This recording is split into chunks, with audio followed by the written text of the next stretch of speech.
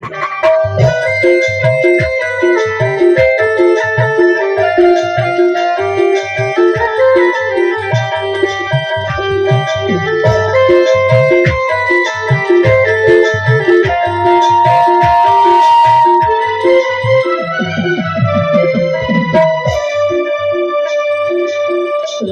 देश में हरि बिसरायो, राग देश में हरि बिसरायो, राग देश में हरि बिसरायो, राग देश में हरि बिसरायो, भूल के निज को जन्म में गवायो, भूल के निज को जन्म गवायो, भूल के निज को जन्म गवायो, भूल के निज को जन्म गवायो, आएगा जब रे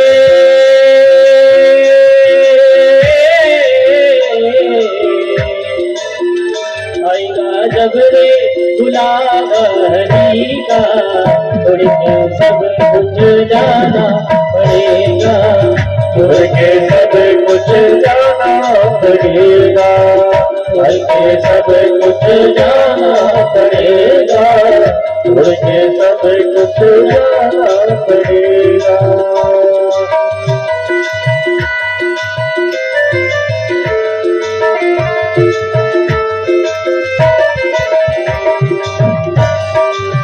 हरि बोल।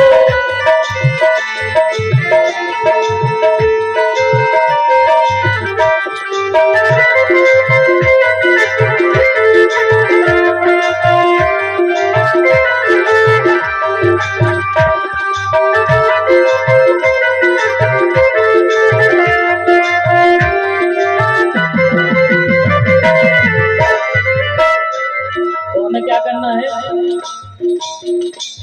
यदि ये संसार को भजोगे तो माधव हमसे छूट जाएगा, इसलिए भगवान का स्मरण करना है। क्या करना है? स्मरण। श्वास श्वास में हरि को भजना है। तो उठा दोनों हाथ और ताली सेवा करते हैं। सुमिरन हरि की साची कमाई, सुमिरन हरि की साची कमाई, सुमिरन हरि की साची कमाई, सुमिरन हरि की साची कमाई, झूठी जग की है ये कमाई, ज्योति जग की है कमाई, झूठी जग की है ये कमाई, ज्योति जग की है कमाई, आएगा जब रे आएगा जब रे बुलावा हरि का, छोड़ के सब कुछ जाना पड़ेगा, छोड़ के सब कुछ जाना पड़ेगा, आएगा जब रे बुलावा हरि का, छोड़ के सब कुछ जाना पड़ेगा, छोड़ के सब कुछ जाना पड़ेगा, छोड़ के सब कुछ जाना पड़ेगा।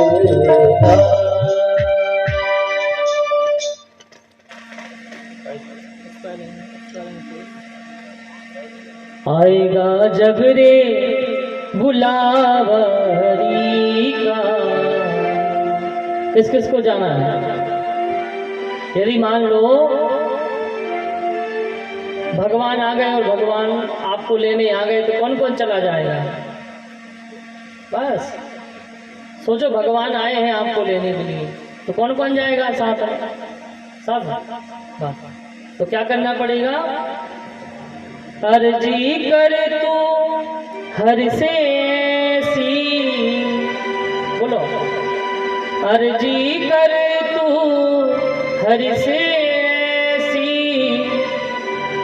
भक्ति मिले मीरा के जैसी, और भक्ति मिले मीरा के जैसी। भगवान से कहो कि हे प्रभु, जिस प्रकार से आपने भक्ति को, जैसे मीराबाई को भक्ति प्रदान करी, ध्रुव को भक्ति प्रदान करी। प्रहलाद के मन हृदय में आपने भक्ति प्रदान करी, ऐसे ही भक्ति हे नाथ हमें भी प्रदान कीजिए। हम भी आपकी भक्ति से वंचित हैं, हमें अपना कल्याण करना है प्रभु। हे नाथ आप मुझे भी तो करा। देखो ठाकुर जी से कहा, हे प्रभु आपके लिए तो बहुत लोग मिल जाएंगे, आपके चाहने वाले लाखों हैं, करोड़ों हैं, लेकिन हे नाथ हमारे लिए तो सिर्फ आप एक हो, हमारा प्रेम तो सिर्फ आप हो, आपके अलावा हमारा और है ही कौन, आपके अलावा हमारा और है ही कौन। हम तो प्रभु जन्म जन्मांतर से भटक रहे हैं, आज हमें होश आया है, आज हमें ज्ञान हुआ है, हे प्रभु आप हमारे हो। अभी तक तो हम भटकते रहे इस जीवन में, लेकिन हे नाथ आपकी कथा ने हमें सही मोड़ पर ला दिया, सही जीना सिखा दिया। अभी तक तो हम संसार में भटक रहे थे, अपने मन के मुताबिक हम अपना जीवन जी रहे थे, लेकिन प्रभु आपकी कथा ने हमें जीना सिखा दिया, हमें मरना कैसा है ये मरना सिखा दिया।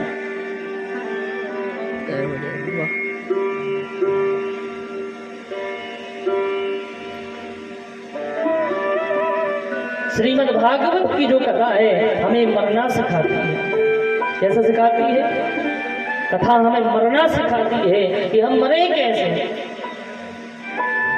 श्री रामचरितमानस की पावन कथा हमें जीना सिखाती है, जीना सिखाती है कि हम अपने घर में कैसे रहें, कैसे हम अपने कर्तव्यों का पालन करें, ये जीना सिखाती है रामायण।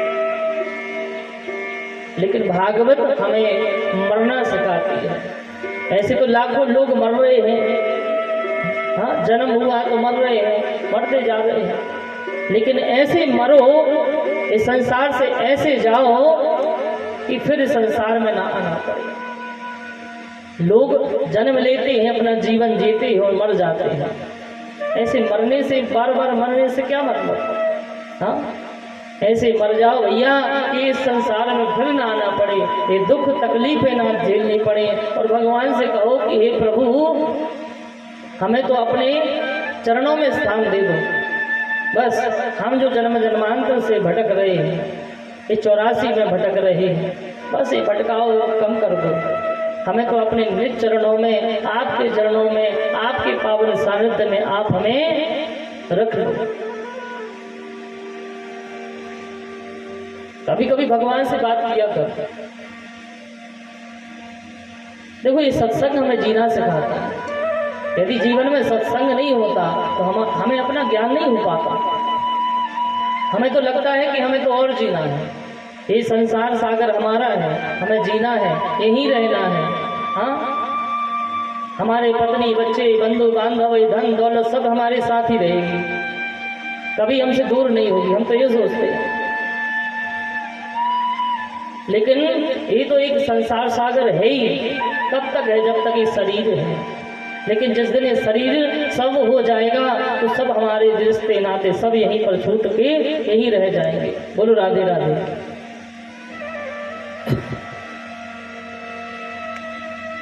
यही सब रह जाएंगे। इसलिए भगवान को भजन करना पड़ेगा। अर्जी कर तू हरि से ऐसी और भक्ति मिले मीरा के जैसी। जिस दिन यदि बुलावा आ गया तो फिर भैया क्या करोगे? बोलो राधे राधे, तेज बोलो राधे राधे। आएगा जब रे बुलावा हरि का, छोड़ के सब कुछ जाना पड़ेगा। हरि का बुलावा तो तब आएगा जब आप अपने जीवन को अच्छा बनाओगे। यदि बुरे मार्ग पर चले जाओगे, बुरे कर्म करोगे, दूसरे का बुरा करोगे, दूसरे को धोखा दोगे, छल कपट करोगे, तो आपका जीवन बर्बाद हो जाएगा। और फिर यमराज के पार्षद आएंगे आपको लेने के लिए, फिर यमपुरी जाना पड़ेगा। इसलिए कर्म को सुधारो। जो जैसा कर्म करेगा उसको तो फल मिलना ही है। हम अपना कर्म क्यों बिगाड़े? हाँ, एक कर्म भूमि है, जो जैसा कर्म करेगा उसको फल तो वैसा मिलना ही है। आज नहीं, 1 महीने बाद, 2-5 साल बाद मिलेगा, लेकिन निश्चित है। तो फिर हम उसके बारे में सोच करके हम अपना कर्म क्यों बिगाड़े? हाँ, इसलिए जीवन मिला है तो इस जीवन को जीना सीख लो, अपने आप का कल्याण करना सीख लो। आया है सो जाएगा, राजा रंग फकीर, और कोई सिंहासन चढ़ चलो और कोई बंध्यो जंजीर। हाँ, 2 प्रकार की मृत्यु है। एक तरफ भगवान के पार्षद आएंगे आपको लेने के लिए, और एक तरफ यमराज के पार्षद आएंगे लेने के लिए। अब निश्चित आपको करना है कि आपको उन काले कलूटे जो यमराज के पार्षद हैं, जो भयानक लगते हैं, जो आपको काल पास जंजीरों में बांध करके आपको दक्षिण दिशा की तरफ यमपुरी में ले जाएंगे, जहाँ पर बैतरणी नदी है। गरुड़ पुराण में इसका उल्लेख है। बैतरणी नदी में से ले जाएंगे। कितना कष्ट मिलता है जीव को। हमारा ये जो शरीर है, ऐसा ही एक सूक्ष्म शरीर होता है। जैसे हम हैं, ऐसा ही हमारे शरीर जैसा एक सूक्ष्म छोटा सा शरीर, उसको कष्ट दिया जाता है। आत्मा को कष्ट नहीं दिया जाता। आत्मा का न कोई जला सकता है, न आत्मा को कोई काट सकता है। आत्मा तो अजर अमर है। ये आत्मा जो है शरीर बदलती है, जिस प्रकार से हम कपड़े बदलते हैं।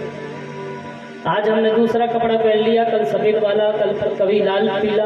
हाँ, उसी प्रकार से जो आत्मा है, आत्मा कपड़ा बदलती है, शरीर बदलती है, आत्मा कभी खत्म नहीं होती। आज हम बोल रहे हैं तो ये आत्मा बोल रही है, और जिस दिन ये आत्मा निकल जाएगी तो ये शरीर शांत हो जाएगा, इसमें से आवाज नहीं आएगी। आप कितना भी उसको भैया सुन रहे हो कि नहीं सुन रहे, उसमें से आवाज नहीं आएगी। बोलो राधे राधे। इसलिए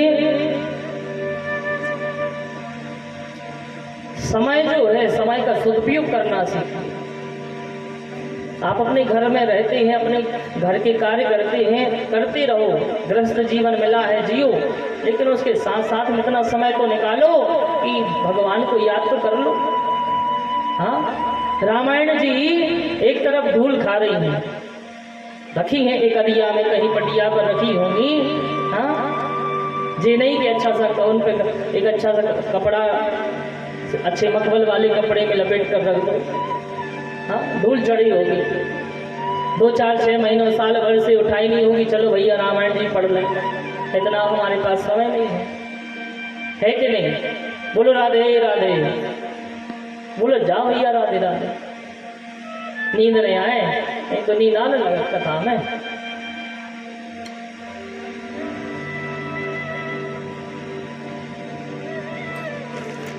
हाथ सिर्फ एक ही रहना है। यदि इस संसार सागर से जाओगे तो सिर्फ हाथ क्या लगेगा? सिर्फ भगवान का नाम। सुखदेव भगवान कहते हैं कि हे परीक्षित, वरीयानि सते प्रश्नः कृतः लोकहितं नृपः। हे परीक्षित, जिसकी मृत्यु 7वें दिन हो उसे क्या करना चाहिए? यही तुम्हारा प्रश्न है। कभी कभी ऐसा होता है कि हम संतों महात्माओं के पास, गुरु के पास जाते हैं और गुरु से और संतों से, महात्माओं से प्रश्न करते हैं। कभी कभी हम ऐसा प्रश्न कर लेते हैं कि जिसमें कोई औचित्य ही नहीं रहता, जिसमें स्वार्थ भरा रहता है। मतलब संसार के स्वार्थ भरा प्रश्न कर लेते हैं। और जब स्वार्थ भरा प्रश्न करते हैं तो संत महात्मा प्रसन्न नहीं होते। यदि आप उनसे कहो कि बाबा, हे गुरुदेव, हमारा जो मन है भगवान के चरणों में कैसे लगेगा, हमारी जो भक्ति है भगवान के चरणों में कैसे बढ़ेगी, हम भजन कैसे करें, यदि आप ऐसे प्रश्न करोगे तो संत प्रसन्न हो जाते हैं। तो सुखदेव भगवान प्रसन्न हो गए परीक्षित से और कह रहे हैं, जिता श्वासो जिता सनो जित श्वासो जित संगो जितेन्द्रियः स्थे स्थूले भगवतो रूपे मनः संधारे धियः।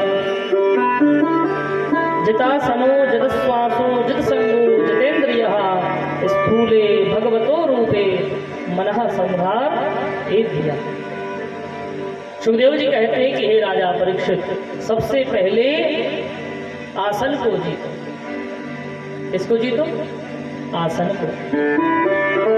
हाँ, आप बैठे हैं, अब भाई 3-4 घंटा कथा चलेगी, तो आप 3 घंटे एक आसन पर बैठ सकते हो क्या?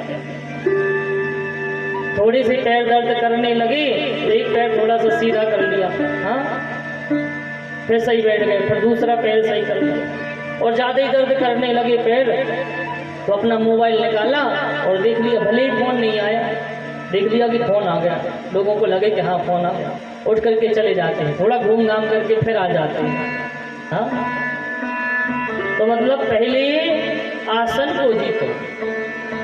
जिता सनो जित श्वासो, फिर अपनी श्वास को जीतना, जो हमारी श्वास है उसको जीतना है, प्राणायाम सीखना है।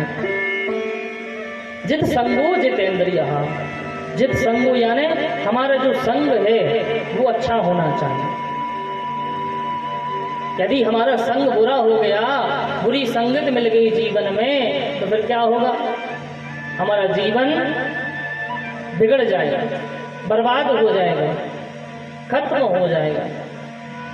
यदि आप बुरे मार्ग पर चले गए तो फिर आप जानते ही हो सब क्या होता है। इसलिए सदैव अच्छे मार्ग पर चलने के लिए हमारी जो संगत है, संगत अच्छी होनी चाहिए। हर माता पिता को अपने बच्चों में ये भी देखना चाहिए कि हमारे बच्चों की संगत किन किन में है, वो किसके साथ बैठता है, वो किसके साथ खेलने जाता है, हाँ, किसके साथ स्कूल में रहता है, कॉलेज जाता है, तो उनकी जो संगत है, उनका जो परिकर है, किसके साथ रहता है। यदि शराबी कबाबी लोगों के साथ रहेगा, बुरे दुष्ट लोगों के साथ रहेगा, तो वो भी एकदम ऐसे ही हो जाएगा। बोलो राधे राधे। इसलिए देखते रहो, परखते रहो कि कहीं हमारे बच्चे कहीं गलत लोगों के साथ में तो नहीं है। अब समय वो आ गया है, समय कुछ बहुत बदल गया है। हम सभी माता पिताओं को अपने बच्चों को थोड़ी सी नजर रख के भी थोड़ा सा देखना है, देखभाल भी करनी है, ताकि हमारे बच्चे कभी गलत रास्ते पर ना चले जाएं। बोलो राधे राधे। तो आप सबकी जिम्मेदारी है। ऐसा नहीं कि हाँ बच्चे जा रहे हैं, पढ़ने जा रहे हैं, लिखने जा रहे हैं, कहीं भी जा रहे हैं तो बस जाने दो, कोई सुधा ही नहीं है, कोई पता ही नहीं है। इसलिए अपने बच्चों पर थोड़ा बहुत नजर रखो। हाँ, जो संग है, संग अच्छा होना चाहिए। उसके बाद में जितेंद्रियः, अपनी इंद्रियों को वशीभूत रखो। हमारी जो इंद्रियां हैं, संयम नहीं है इंद्रियों में। कभी क्रोध, कभी लोभ, कभी मोह, कभी तृष्णा, कभी अहंकार, कभी ईर्ष्या। हमारी इंद्रियां चारों तरफ भागती रहती हैं। इन इंद्रियों को बस में रखना है। और जिस दिन ये इंद्रियां बस में हो गई, अब बैठे तो हैं, कई प्रकार के ख्याल आ रहे हैं, ये ख्याल ना आए, बुरे विचार ना आए। हमारा मन, हमारी जो इंद्रियां हैं, वो सिर्फ भगवान ठाकुर जी के चरणों के सिवा उनके अलावा कुछ और ना सोचें। तो ये हुई इंद्रियों को बस में करने की। तभी भगवान की हम भक्ति, उनकी कथा को हम बड़े भाव से सुन सकते हैं, जब हमारी इंद्रियां एक हो जाएंगी। स्थूले भगवतो रूपे मनः संधारेभ्यः। फिर परीक्षित भगवान के स्थूल विराट शरीर का दर्शन करना है। श्वास श्वास में हरि भजो, व्यर्था श्वास न खोए, ना जाने इस श्वास को आवन हो न होए। क्षण भंगुर जीवन की कलिका, कलि प्राति को जात गिली ना गिली। तो क्या करना है? तो भजले हरि नाम हरियो रसना,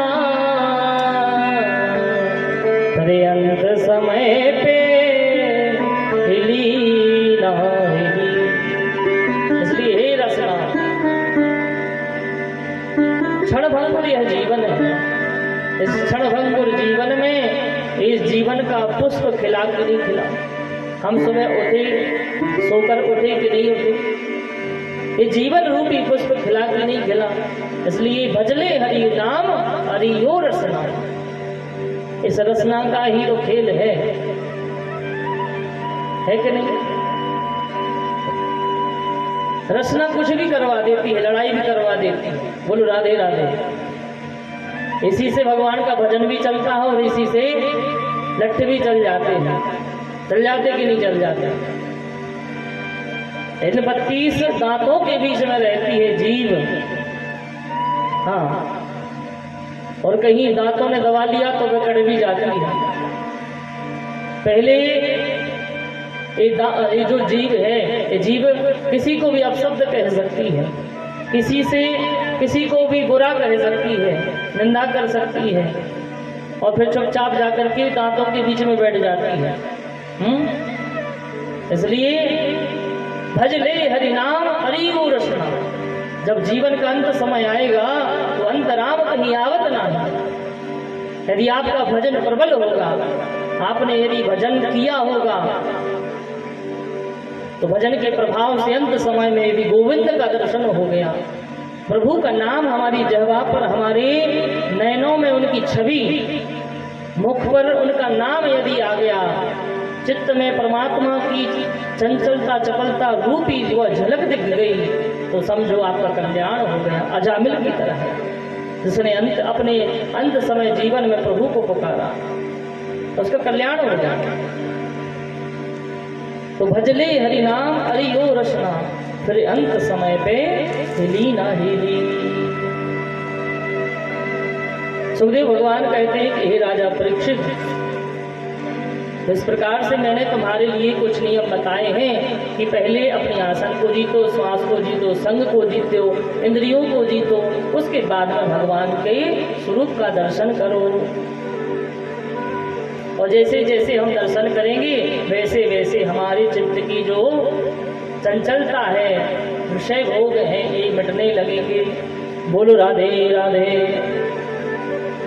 देखो कभी कभी हम मंदिर जाते हैं और मंदिर में जाकर के क्या करते हैं, एक गलती कर बैठते हैं। हम सब मंदिर जाते हैं और जैसे ही जाते हैं और भगवान को देखकर हम अपनी आंखें बंद कर लेते हैं। करते कि नहीं करते? 100 में से मान लो 90% लोग अपने नेत्र बंद कर लेते हैं। ये गलत है। अरे भगवान है, हमारी आंखें हैं, यदि भगवान को ना देखे तो किसको देखे? ये आंखें बुरा देखने के लिए नहीं मिलेंगी, ये तो भगवान का दर्शन करने के लिए नहीं। और हम भगवान के सम्मुख खड़े हो जाते हैं तो हम अपनी आंखें बंद कर लेते हैं, और कहीं कुछ चल रहा हो, बुरा कुछ देखना हो तो हम देखते रहते हैं, आंखें फाड़ फाड़ के। हाँ, इसलिए मंदिर में जाओ तो मंदिर में जाकर के भगवान को निहारो। सर्वप्रथम आपके नेत्र भगवान के चरणों को देखें। किसको देखें? चरणों को। चरणों को देखो, फिर धीरे धीरे भगवान के चरणों से ऊपर घुटनों को देखो, भगवान आज कौन सी पोशाक पहने हैं। अब हम मंदिर हुआ है, दर्शन कराए, और किसी ने यदि पूछ लिया कि आज भगवान ने कौन सी पोशाक पहनी, बोलो राधे राधे, पूछ लिया कि भैया कौन सी माला पहने थे ठाकुर जी, हमारी माला से याद आया कि हमारे भैया जिन्होंने लाल साहब जब दुर्गा जी बैठती हैं हमारे उद्यान में, और हमने भी सेवा करी है माता रानी की, आपको सब जानते हैं।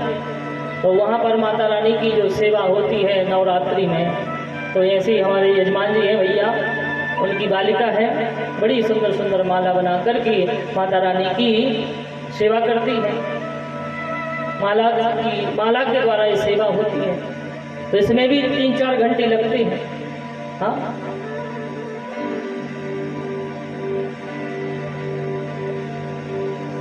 बोलो वृंदावन में हरिलाल की जय। सुखदेव भगवान कहते कि हे राजा परीक्षित, आज परीक्षित जी के मन में एक भाव आया है कि हे गुरुदेव, आज हमारे मन में एक भाव है कि प्रभु सृष्टि कैसे बनाते हैं, ये जो सृष्टि है ये भगवान कैसे बनाते हैं। आपसे निवेदन है आप हमें यह कथा सुनाइए। तब सुखदेव जी महाराज कहते हैं कि हे परीक्षित, पृथ्वी पर जल ही जल रहता है। सबसे पहले नारायण भगवान और नारायण भगवान की नाभि से कमल उत्पन्न हुआ, और कमल से ही ब्रह्मा जी का प्रागट हुआ। भगवान की नाभि से कमल, और कमल से कमल के ऊपर ब्रह्मा जी का प्रकट हुआ। अब ब्रह्मा जी ने चारों तरफ देखा तो उनके 4 मुख हो गए, चतुर्मुख ब्रह्मा जी हो गए। अब उन्होंने देखा कि मैं कैसे आया, तो उन्होंने जो कमल का जो तंतु था, नाल थी, उसमें नीचे तक गए, फिर ऊपर आए, फिर नीचे गए, खाए नहीं मिली, पता नहीं चला कि मैं कैसे प्रकट हुआ। तो उनको 2 शब्दों का उच्चारण हुआ, सुनाई दिया उन्होंने, एक ता और एक पा। क्या हो गया? तब ब्रह्मा जी ने तपस्या की और भगवान नारायण प्रकट हुए, और उन्होंने कहा कि तुम्हारा नाम ब्रह्मा है, और मैंने तुम्हारे लिए विधाता बना दिया, सृष्टि का विस्तार प्रसार करो। तो यहाँ पर द्वितीय स्कंद ब्राह्म होता है, और तृतीय स्कंद में सुखदेव जी कहते हैं कि हे राजा परीक्षित, जो प्रश्न आप कर रहे हैं वो ही प्रश्न भूतकाल में विदुर जी ने मैत्रेय ब्राह्मण से किए थे। यही प्रश्न किया था सृष्टि वाला, वह कथा सुनाई। कहते हैं जबकि दुर्योधन ने महल से बाहर विदुर जी को भगाने की योजना बनाई, दुर्योधन ने, तो विदुर जी को पता चला, तो विदुर जी ने सोचा, कहा दुर्योधन से कि तुम मुझे क्या निकालते हो? अरे मैं ही इस राज्य को छोड़ करके मैं ही चला जाता हूँ। तो विदुर जी महाराज महल छोड़ करके बाहर रहने लगे कुटिया में। अब विदुर जी महाराज तीर्थ यात्रा पर निकले, और तीर्थ यात्रा के दौरान उनको उद्धव जी से मुलाकात हुई। विदुर जी की मुलाकात उद्धव जी से हुई, और उद्धव जी ने बता दिया कि प्रभु अपने धाम जा चुके हैं। मतलब भगवान की जितनी लीलाएं थी, उनका जन्म हुआ और उन्होंने इतनी लीलाएं की, और लीला करने के पश्चात भगवान इस धरा धाम को छोड़ करके चले गए। और जैसे ही यह विदुर जी ने सुना तो उनको दुख हुआ, और तब उद्धव जी ने कहा कि भगवान ने कहा था कि जब मेरा विदुर मिले तो उनको मेरा हाल सब सुनाना, मेरा समाचार देना, और यदि उसके मन में जिज्ञासा हो और कुछ प्रश्न के उत्तर पाने की तो उसे हरिद्वार में भेज देना। तो उद्धव जी कहते हैं कि हे विदुर जी, यदि आपको ज्ञान उपदेश चाहते हैं यदि आपके मन में जिज्ञासा हो तो आप एक हरिद्वार में एक मैत्रेय ऋषि रहते हैं, तो आप मैत्रेय ऋषि के पास चले जाइए, बड़े तपस्वी ब्राह्मण हैं। तो विदुर जी कहाँ गए? हरिद्वार में एक मैत्रेय ऋषि के पास। वहां जाकर के विदुर जी ने उनको प्रणाम किया और उनसे प्रश्न किया कि हे गुरुदेव, यही प्रश्न किया कि भगवान सृष्टि कैसे बनाते हैं। तो मैत्रेय ऋषि ने विदुर जी को भगवान किस प्रकार से सृष्टि का निर्माण करते हैं उसके विषय में बताया।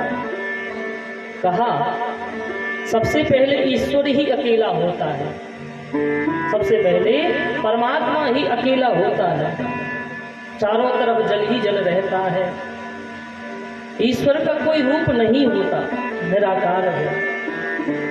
ये जो संसार आप सब देख रहे हैं ये ईश्वर का ही रूप है। जैसे ये जो नाभि है ना, ये नाभि भगवान विराट रूप में है, भगवान नारायण विराट रूप में है, तो उनकी जो नाभि है, ये जो आकाश देख रहे हैं आप, ये आकाश भगवान की नाभि है। और जो वक्ष स्थल है वो क्या है? वो स्वर्गलोक है। जो भगवान की ग्रीवा है, भगवान की जो ग्रीवा है वो यह महलोक है। और भगवान का जो मुख है वो जनलोक है, हम सभी जनलोक में हैं। ललाट तपलोक, मस्तक सत्यलोक, भुजाएं इंद्रादि देवता, कान दिशाएं, जो शब्द है वो श्रोत्र इंद्रिय है, और जो नासापुट है वे अश्विनी कुमार है। भगवान विराट के शरीर से ही सारा संसार प्रकट हुआ है। जो गंध है, जिस हम अपनी नाक से गंध को महसूस करते हैं कि इसमें सुगंध है और दूसरे में दुर्गंध है, तो ये जो गंध है एक घृणेन्द्रिय है। ये जो मुख है भगवान नारायण का जो मुख है, इस मुख से एक अग्नि प्रकट हुई है। क्या प्रकट हुआ है? अग्नि। और इसी भगवान नारायण के ही मुख से अग्नि देवता प्रकट हुए हैं, और उन्हीं भगवान के मुख से ब्राह्मण की उत्पत्ति हुई है। ब्राह्मणोस मुखमा दग्नि रजायत। इसलिए जब अग्नि में हम आहुति प्रदान करते हैं तो क्या बोलते हैं? स्वाहा। बोलते कि नहीं बोलते? ये अग्नि भगवान की पत्नी का नाम है स्वाहा। और जब अग्नि भगवान की देखो 7 जीवें हैं, और 7 जीवों से अग्नि भगवान उस भोग को, प्रसाद को पाते हैं। बोलो राधे राधे।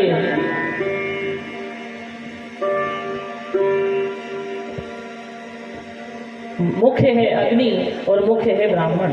तो जो नेत्र हैं भगवान के वो अंतरिक्ष हैं, भगवान के जो नेत्र हैं वो सूर्य हैं, जो भगवान की नेत्रों की जो पलकें हैं ये रात और दिन हैं। जो स्त्री पुत्रादि जो स्नेह है वो भगवान के दांत हैं। और जो भगवान ठाकुर जी हैं, भगवान नारायण हैं, उनकी जो हंसी है वो क्या है? भगवान की माया। जब भगवान यदि किसी के तरफ देख करके मुस्कुरा देते हैं ना तो सब वशीभूत हो जाते हैं। ये माया है। नेत्रों का जो कटाक्ष है वो अपार संसार है। जो संसार आप देख रहे हैं ये भगवान के नेत्रों के कटाक्ष हैं। ऊपर का ओठ है जो वो क्या है? लज्जा है। और अधर पल्लव है लोभ। जो स्तन है वो क्या है? धर्म है। जो वक्ष स्थल है भगवान का वो क्या है? धर्म है। और भगवान की जो पीठ है वो क्या है? अधर्म। इसलिए हम मंदिर जाते हैं, मंदिर जाते हैं तो हम क्या करते हैं? परिक्रमा करते हैं। और परिक्रमा करते हैं तो भगवान बैठे रहते हैं, तो उनकी जो पीठ होती है यानी पीछे का भाग होता है परिक्रमा में, तो हम जाकर के वहाँ सिर रख के प्रणाम करते हैं। करते कि नहीं करते? तो नहीं करना चाहिए, क्योंकि ये पीछे का जो भाग है उससे अधर्म की उत्पत्ति हुई है, और भगवान की वक्षस्थल से धर्म की उत्पत्ति हुई है। तो भगवान का दर्शन सामने से करना चाहिए। जो भगवान के जो तलवे हैं, तलवे जानते हैं तलवा, ये भगवान के जो तलवे हैं पाताल लोक है। भगवान की जो पैरों की एड़ी है, चरणों की जो एड़ी है वो क्या है, रसातल लोक। और एड़ियों की जो गांठें हैं, पता है पैरों में वो गांठें बड़ी हैं, तो एड़ियों की जो गांठें हैं वो गुल्फ महातल लोक है। दोनों जांघें हैं तलातल लोक हैं, दोनों जानू हैं वो सुतल लोक हैं, दोनों जो अरु हैं वो अतल वितल लोक हैं। और जो सांस है वो अंतर्वीज है, जो गति है वो काल है, जो केस भगवान के जो बाल हैं, जो केस है वो क्या है, बादल है। और जो भगवान का क्रीड़ा स्थल है, जो भगवान क्रीड़ा करते हैं, जैसे हम मैदान में क्रिकेट खेलने जाते हैं, वॉलीबॉल खेलने जाते हैं, तो क्या हो गया वो खेल का मैदान। तो उसी तरह हम सब जो जीव इस संसार में रह रहे हैं, ये भगवान की क्या है, क्रीड़ा भूमि है, खेल का मैदान है। आ रही बात समझ में आ रही, ये क्रीड़ा स्थल है, भगवान खेल रहे हैं, हम सब कठपुतली हैं, सूत्रधार वही है।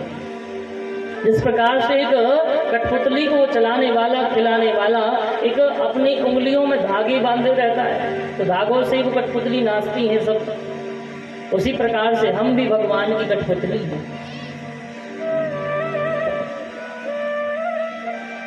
तो ये जो केस हैं, ये केश बादल हैं, जो वस्त्र हैं भगवान की वो सायंकाल है, जो शाम होती है ये भगवान नारायण के वस्त्र हैं। हृदय अव्यक्त प्रधान, भगवान का मन चंद्रमा, वो अहंकार है वो रुद्र है। भगवान के मुख से ब्राह्मणों की उत्पत्ति हुई और अग्नि भगवान की उत्पत्ति हुई। भुजाओं से क्षत्रियों की उत्पत्ति हुई और वैश्यों की उत्पत्ति जांघों से हुई है और शुद्धों की उत्पत्ति भगवान नारायण के चरणों से हुई है। तो इस प्रकार से श्री मैत्रेय ऋषि विदुर जी को भगवान के यह सृष्टि विषयक प्रश्नों के उत्तर दे रहे हैं। और यहाँ पर गंगा के तट पर बैठे हैं परीक्षित और परीक्षित को सुखदेव जी यही कथा सुना रहे हैं, सृष्टि वर्णन। ये सब कैसे होता है, तप से होता है। कोई भी कार्य है संसार में, जब तक तप नहीं है जीवन में, तब तक आप कुछ नहीं है। इसलिए जब तप सिद्ध होता है, तपस्या होती है, तप बल ते जग सृजहि विधाता, तप बल विष्णु जग सकल जग त्राता, तप बल शंभु करहि संहारा, और तप से अगमना कछु संसार। ये सृष्टि विषयक प्रश्न हुआ। तो एको ब्रह्म द्वितीयो नास्ति, मतलब एक ब्रह्म है, दूसरा ब्रह्म नहीं है, परमात्मा एक ब्रह्म है। तो वह एक ब्रह्म अनेक ब्रह्म होने का संकल्प लेता है। भगवान बस भैया संकल्प ले लेते हैं, बस सोच लेते हैं कि ये करना है, तुरंत वो चीज प्रकट हो जाती है। पुरुष और प्रकृति दो हुए, पुरुष और प्रकृति दो हुए, तीन रूपों में रूपांतरण हुआ, काल, कर्म और स्वभाव। तीन महतत्व, पंच महाभूत, क्षिति जल पावक गगन समीरा, और पंच रचित यह अधम शरीर, यानी पांच चीजों से मिलकर के शरीर बना है। तो पांच जो है पंच महाभूत, पांच ज्ञानेन्द्रियां हो गई, पांच कर्मेंद्रियां हो गई, इनके 10-10 देव हो गए, मन बुद्धि चित्त अहंकार, इनके देव प्रकट हुए। अब 25वां जो तत्व है वो क्या है, प्राण है। अब नारायण भगवान जल में सो रहे हैं और उसी समय भगवान के हृदय में क्या आया, प्राण।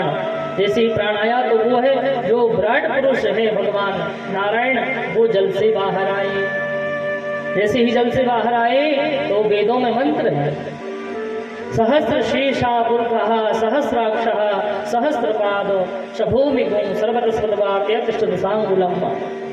जिनके हजारों नेत्र हैं, हजारों कान हैं। तो भगवान नारायण, भगवान विराट प्रभु के नाभि से कमल हुआ, कमल प्रकट हुआ, और कमल से ब्रह्मा जी प्रकट हुए। चारों तरफ देखा तो चार मुख हो गए। हाँ,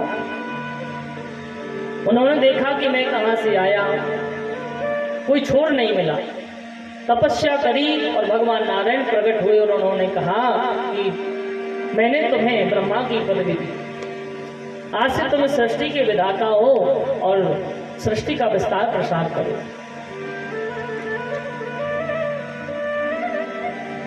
भगवान ने आदेश दिया ब्रह्मा जी को कि आप सृष्टि का विस्तार प्रसार करो। तो ब्रह्मा जी ने सर्वप्रथम सनक, सनंदन, सनातन और सनत कुमार 4 बालकों को प्रकट किया। किसको प्रकट किया? सनक, सनंदन, सनातन और सनत कुमार, इनको प्रकट किया और इनको प्रकट करके कहा कि बेटा विवाह कर लो और संसार का विस्तार प्रसार करो। अब लेकिन वो कहाँ सुने? उन्होंने कहा कि पिताजी कि हम शादी वादी नहीं करेंगे, विवाह नहीं करेंगे। बोलो राधे राधे। विवाह नहीं करेंगे, हम तो भगवान का भजन करेंगे। तो उन्हें ब्रह्मा जी ने श्राप दे दिया कि जाओ अब तुम कभी 5 वर्ष से कभी 6 वर्ष के नहीं होंगे। उन्होंने कहा कि ये श्राप नहीं है, ये तो वरदान है, हम तो भगवान का भजन करेंगे।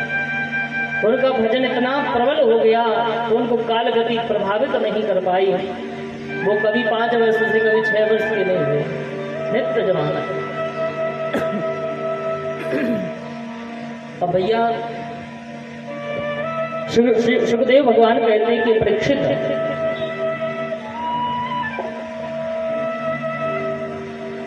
जब सनक, सनंदन, सनातन, सनत कुमारों ने विवाह करने से मना कर दिया तो ब्रह्मा जी को क्रोध आया। तो जैसे ही क्रोध आया तो अब रोते रोते उनके क्रोध से उत्पन्न हो गए कौन? बाबा भोलेनाथ, रुद्र भगवान प्रकट हो गए। बोले शंकर भगवान की जय।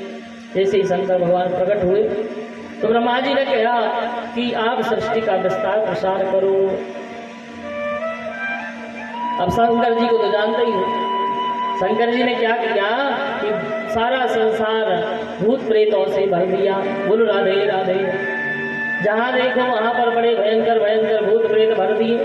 हाँ, जिनका कोई सिर ही नहीं है, जिनके हाथ ही नहीं है, जिनके पैर ही नहीं है। पूरी सृष्टि भूत प्रेतों से भर दी भोले बाबा ने। अब ब्रह्मा जी ने देखा कि पूरी सृष्टि पर तो भूत ही प्रेत घूम रहे। कहा कि जाओ बाबा रहने दो, बस इतना ही बहुत है, जाओ इन सबको ले जाओ, अलग रहो। तो बाबा भोलेनाथ कैलाश पर रहने लगे। अब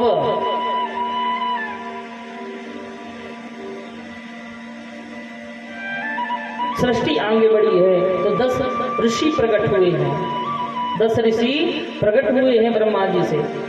तो नारद जी जो हैं, नारद जी गोद से प्रकट हुए हैं, दक्ष अंगूठे से प्रकट हुए हैं, वशिष्ठ जी प्राण से प्रकट हुए हैं, भृगु जी त्वचा से प्रकट हुए हैं, कृतु जी हाथ से प्रकट हुए हैं, और पुलह ऋषि नाभि से प्रकट हुए, और पुलस्त ऋषि कानों से प्रकट हुए हैं, और अंगिरा ऋषि मुख से प्रकट हुए हैं ब्रह्मा जी के, और अत्रि ऋषि नेत्रों से प्रकट हुए हैं, और मरीचि ऋषि भी मन से प्रकट हुए हैं।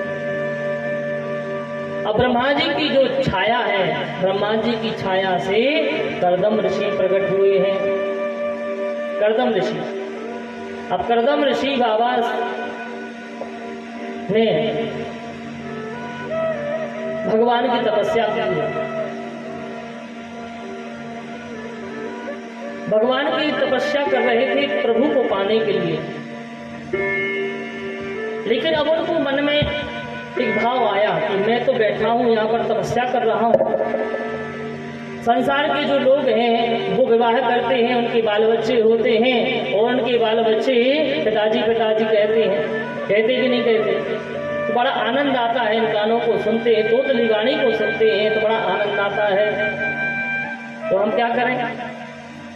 अब तपस्या करने लगे कर्दम ऋषि कि कहीं मेरा अच्छा विवाह हो जाए। अब देखो ब्रह्मा जी के शरीर से 2 भाग हुए, एक से स्त्री और एक से पुरुष प्रकट हुआ। तो यानी एक भाग स्वयंभू मनु और दूसरी हो गई शतरूपा जी।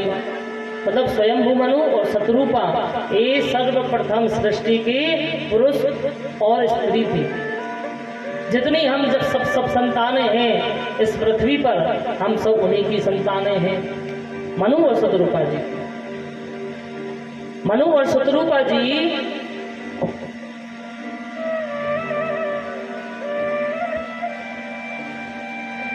श्री ब्रह्मा जी ने कहा कि मनु महाराज ऐसा करो कि तुम सृष्टि का विस्तार प्रसार करो, विवाह कर लो और संसार को आगे बढ़ाओ।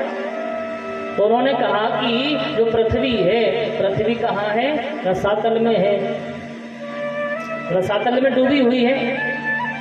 उसने हिरण्याक्ष नाम के राक्षस ने पृथ्वी को कब्जे में ले लिया, तो हम कैसे संसार का विस्तार प्रसार करें?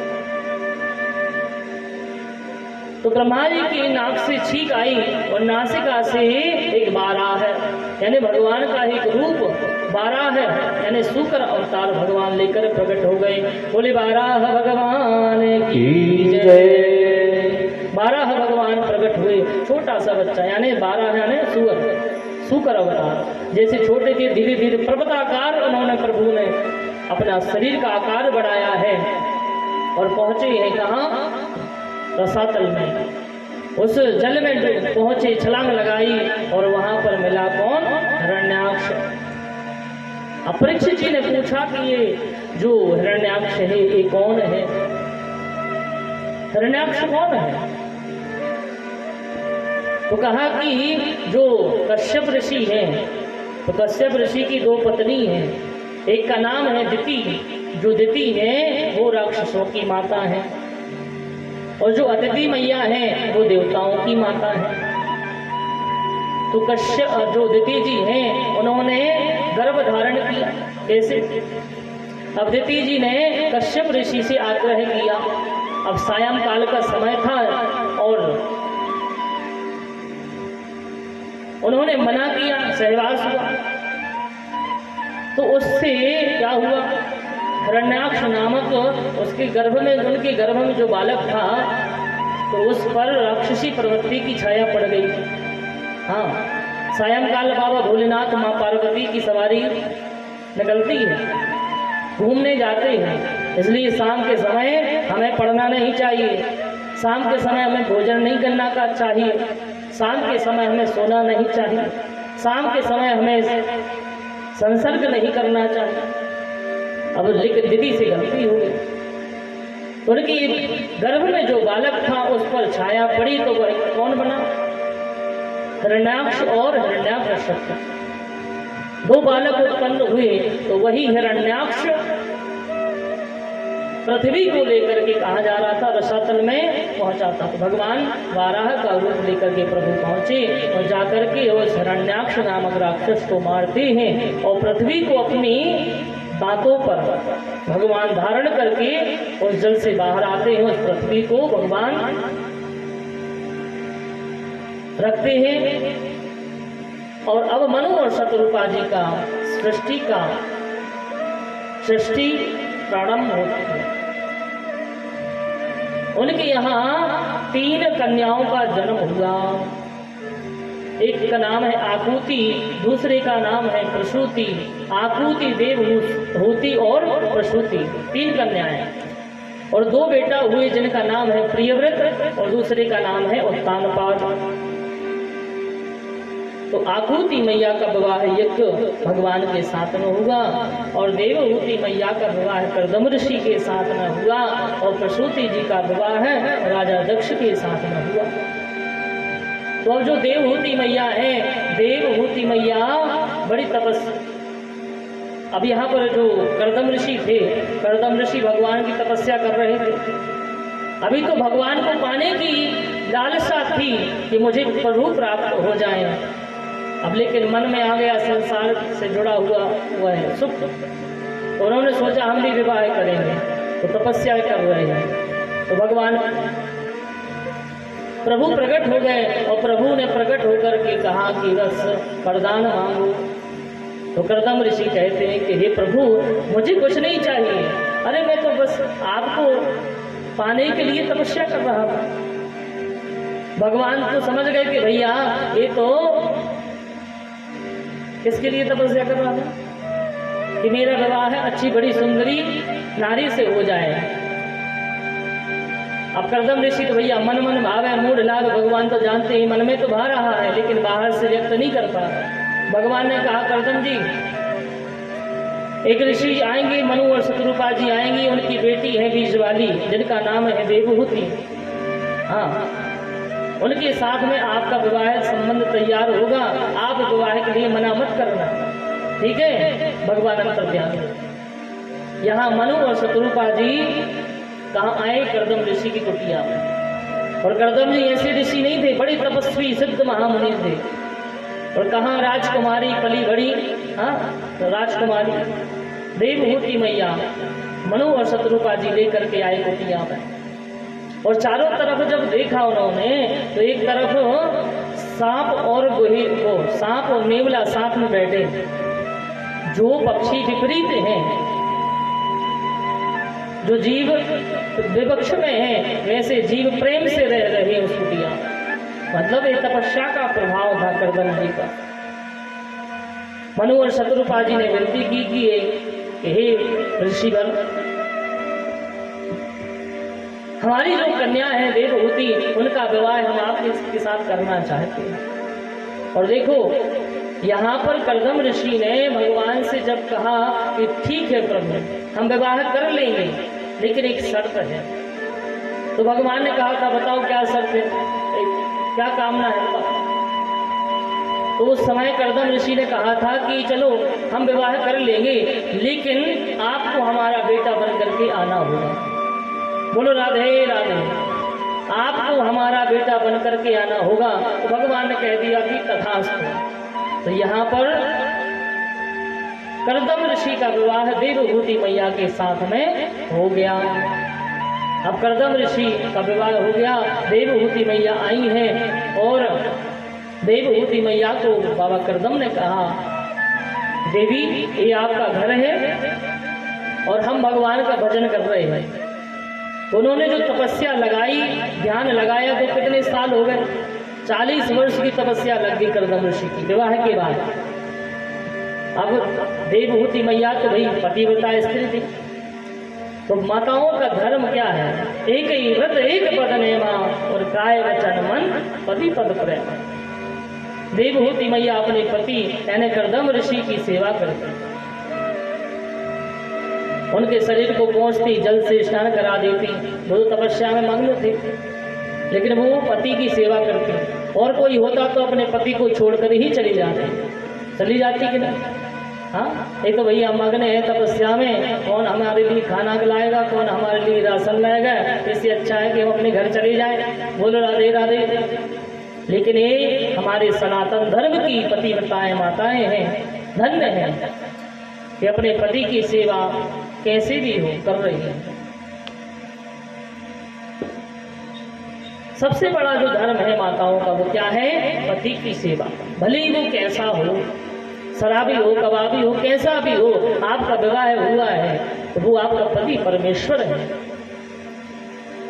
जब तक प्राण है तब तक आप अपने पति की सेवा करें। एक ना एक दिन आपकी सेवा से वह आपका पति चाहे कैसा भी हो, एक ना एक दिन आपकी अच्छाई से, आपकी सेवा से वो एक दिन पिघल जाएगा और वो सही रास्ते पर आ जाएगा। लगा दो। आपकी सेवा से प्रसन्न हो जाएगा और उसका मन बदल जाएगा। तो माताओं का धर्म है कि वो अपने पति की सेवा करें। तो देवहूति मैया कर्दम ऋषि की सेवा में मग्न है। अब कर्दम ऋषि की तपस्या खुली। अब कर्दम ऋषि की तपस्या जब खुली, नेत्र खुले, तो उन्होंने देखा कि एक बूढ़ी अबला नारी, एक वृद्ध माता बैठी हुई उनके सामने। कर्दम ऋषि ने पूछा कि देवी आप कौन हैं? तब देवहूति मैया ने कहा कि बाबा याद करो, 40 वर्ष पूर्व एक राजा रानी आए थे और मैं उनके साथ में आई थी। मैं देवहूति हूँ, आपका विवाह मेरे साथ में हुआ और आप भूल गए। अब कर्दम ऋषि ने कहा हाँ हाँ याद आ रहा है। अच्छा तुम अपने घर नहीं गई? बोले नहीं, कैसे जाते, आप हमारे पति परमेश्वर हैं, मैं आपको छोड़ करके कहीं नहीं गई। तब कर्दम ऋषि की तपस्या के बल पर देखो क्या होता है, बड़ा एक दिव्य सरोवर प्रकट हो गया, और दिव्य सरोवर में एक विमान प्रकट हो गया, हजारों दास दासियां प्रकट हो गईं, और कर्दम ऋषि और मैया देवहूति ने, जिनकी आयु ज्यादा हो गई थी, उस सरोवर में जब स्नान किया तो दोनों कितने वर्ष के हुए? देवहूति मैया 16 वर्ष की हो गई और बाबा 21 वर्ष के हो गए, जवान हो गए, नवीन हो गए, युवा हो गए। अब गृहस्थ जीवन यहाँ इनका प्रवेश होता है। भगवान से विनती की थी कि कर्दम जी ने कि प्रभु आप हमारे पुत्र बन करके आओगे। भगवान ने कहा था तथा, लेकिन यहाँ पर कुछ उल्टा ही हो गया। बोले राधे राधे, बोले वृंदावन में हरिलाल की जय हो। यहाँ पर क्या हो गया? अब यहाँ पर ये हुआ कि 9 कन्याओं का जन्म हो गया। देवहूति मैया के यहाँ, कर्दम ऋषि के यहाँ 9 बेटियां उत्पन्न हो गई। अब कर्दम जी सोचे कि भगवान ने कहा था कि हम पुत्र बन करके आए थे, तो इन्हें तो फंसा ही दिया, प्रभु तो अभी तक नहीं आए। तो भाई जो 9 कन्याएं हुई हैं, तो 9 कन्याओं का विवाह है। ब्रह्मा जी की जो 10 पुत्र हुए थे, 10 पुत्रों में से देवर्षि नारद जी ने बस विवाह नहीं किया, लेकिन 9 ऋषि थे, और 9 ऋषियों का विवाह है देवहूति मैया की 9 कन्याओं के साथ में हुआ। और ऐसी कन्याएं नहीं हुई, आप सब जानते हैं। एक कला जी है, कला का विवाह मरीचि ऋषि के साथ में। अनुसुईया मैया को कौन नहीं जानता, सब जानते हैं, जिन्होंने ब्रह्मा, विष्णु और रुद्र भगवान को बालक बना दिया था। ऐसी अनुसुईया माता का विवाह अत्रि ऋषि के साथ में हुआ। श्रद्धा का विवाह अंगिरा ऋषि के साथ में हुआ। अभिर्भु जी का विवाह पुलस्त के साथ में हुआ, और गति जी का विवाह पुलह ऋषि के साथ में हुआ, और क्रिया का विवाह क्रतु ऋषि के साथ में हुआ, और ख्याति का विवाह है भृगु ऋषि के साथ में हुआ। भृगु ऋषि को जानते हो? भृगु ऋषि बड़ी भैया क्रोधी, बहुत क्रोधी थे, और अरुंधति जी का विवाह है वशिष्ठ जी के साथ में हुआ। ऐसी बड़ी बड़ी जो कन्याएं थी, और बड़े बड़े ऋषि महात्माओं के तपस्वियों के साथ में इनका विवाह हुआ। आज कर्दम ऋषि कह रहे हैं कि हे देवी, हमारी आज जो कन्याएं हैं, 9 कन्याओं का विवाह हो गया। आज बाट देख रहे हैं कि कब प्रभु आएंगे और कब मैं उनका दर्शन करूंगा। तो 10वीं संतान के रूप में भगवान कर्दम ऋषि कपिल भगवान प्रकट हुए। बोले कपिल भगवान की जय। कपिल भगवान प्रकट हुए, और कपिल भगवान बड़े सुंदर हैं, बड़े दिव्य हैं। कर्दम ऋषि ने भगवान को प्रणाम किया, उनकी छवि को अपने हृदय में बसाया। भगवान कपिल का दर्शन करके कर्दम जी ने कहा कि देवहूति देवी, अब हमें जो दर्शन करना था तो हमने दर्शन कर लिया। अब ऐसा करते हैं कि अब तुम अपने बेटे के साथ रहो, मैं जा रहा हूँ वन में। तो कर्दम ऋषि जो है, कर्दम ऋषि प्रभु की छवि को अपने हृदय में बसा करके वन में चले गए और तपस्या करने लगे, प्रभु का ध्यान करके। अब आज देवहूति मैया ने अपने बालक यानी भगवान श्री कपिल प्रभु को स्नान कराया है, सुंदर सुंदर वस्त्र पहनाए हैं और तिलक लगाया है और माला अर्पण की है, और बड़े भाव के साथ में हाथ जोड़ करके प्रणाम करती हैं। देवहूति मैया ने, कपिल भगवान ने कहा कि मैया, अरे मैं आपका बेटा हूँ, मैं आपका पुत्र हूँ, ये दो हाथ जोड़ करके मुझे प्रणाम क्यों करती हैं? देवहूति मैया ने कहा, नहीं बेटा, तुम बेटा तो हो, लेकिन प्रभु हो, परमात्मा आप हो, इसलिए मैं आपको प्रणाम करती हूँ। प्रभु, मेरे मन में कुछ ऐसे प्रश्न हैं, इन प्रश्नों का उत्तर मैं जानना चाहती हूँ। मैया कौन से ऐसे प्रश्न हैं? तब देवहूति मैया ने कहा कि ये जो जीव है वो माँ के गर्भ में कैसे रहता है, कैसे वह भोजन करता है, कैसे 9 महीने तक गर्भ में रहता है, मुझे वो कथा सुननी है।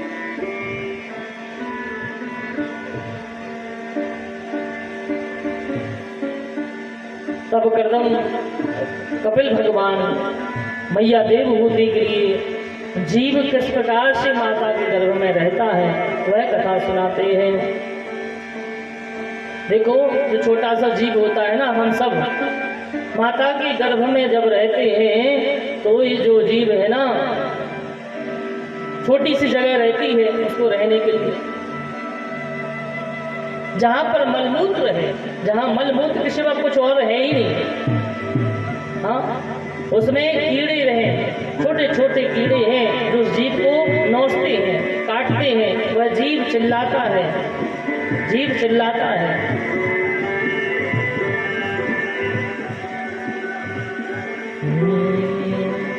श्री कृष्ण गोविंद हरे मुरारी, हे नाथ नारायण